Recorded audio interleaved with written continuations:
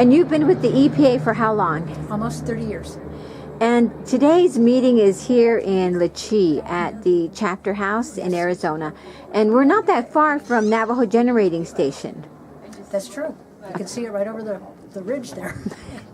And so maybe you could just explain to the people that are watching this what is happening today here at the chapter house. Well, EPA believes that additional emission reductions are needed at Navajo Generating Station to protect the national parks and wilderness areas. Navajo Generating Station affects 11 of those national parks and wilderness areas. So our job is to improve visibility at those parks. So we feel that additional emission reductions are necessary at Navajo Generating Station to accomplish that. So EPA has proposed 3 different ways to get those emission reductions, and today's hearing is to get comments on those different alternatives so that people can, have a chance to tell us what they think. And what are the options? I understand that one was actually worked on with NGS, the Navajo Nation, and some environmental groups? True. EPA proposed last February best available retrofit technology and one alternative to that technology. And we also offered people the opportunity to give us other alternatives that they could come up with something that got us equal environmental protection. And SRP formed a work group that did indeed do that. So they submitted an alternative for EPA's consideration, and we actually proposed that in October. So that's one of the alternatives that we are accepting comment on today. And how long has this process been going on? I mean, this is not the first time that NGS was notified by the Federal Environmental Group that there was a problem with pollution.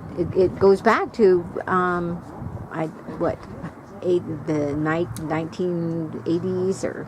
Well, Navajo Generating Station has actually taken a lot of steps to control emissions from their facility.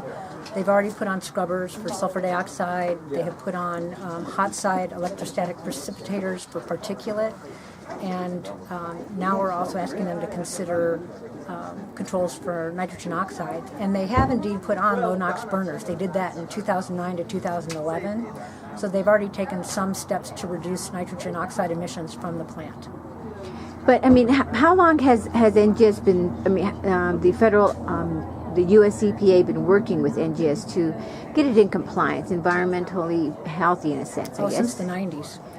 So there's been obviously very many conversations between EPA and Navajo Generating Station, and a lot of progress has been made. And now we're asking them to look at their nitrogen oxide emissions and take additional steps to reduce those emissions as well. So it's not like this is something from out of left field that's coming to hit NGS. They had time to prepare for this and get their finances in order. And yes, this is based on the Clean Air Act requirements for regional haze, and they've been on the books for many, many years. So this is not a new requirement. It's not a new requirement from this administration. It came from previous administrations, and so people have been well aware that these requirements were coming and that they needed to be met. And the more recent announcement by President Obama regarding climate change and bringing fossil fuels into check. How is this impacting the current this hearing now? Well, that's not the subject of today's hearing. In fact, EPA is having listening sessions across the country regarding President Obama's climate action plan. We just had one in San Francisco on November 5th. And what we have to do is get input from state and tribal entities about how they'd like to proceed with these plans for controlling carbon emissions. And then EPA is supposed to propose those regulations in June of 2014, finalize them by June of 2015, and then plans are due from the states in 2016.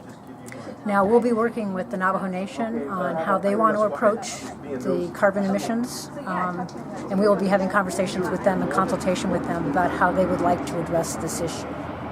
One of the issues that's come up, I've covered the Navajo Reservation for about 29 years. And there's been concerns with Peabody Coal and its operations. They shut down one of their mines.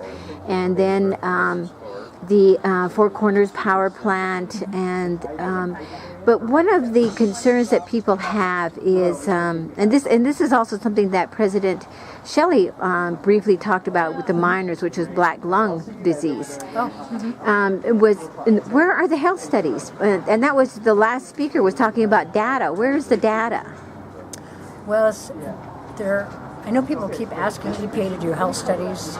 Unfortunately, that's not our forte. We are not doctors. Basically, we're air quality specialists looking at air pollution. I think everyone would like to have additional information about health on the Navajo Nation. Unfortunately, that's something that we don't have the resources or the expertise to do. Hopefully other agencies have that expertise and the funding to do something like that. I think it would be the community well served with that kind of information. All right. Well, thank you for taking some time to speak with the Dine Resources and Information Center. Oh, well, thank you for interviewing us. So we appreciate you being here today.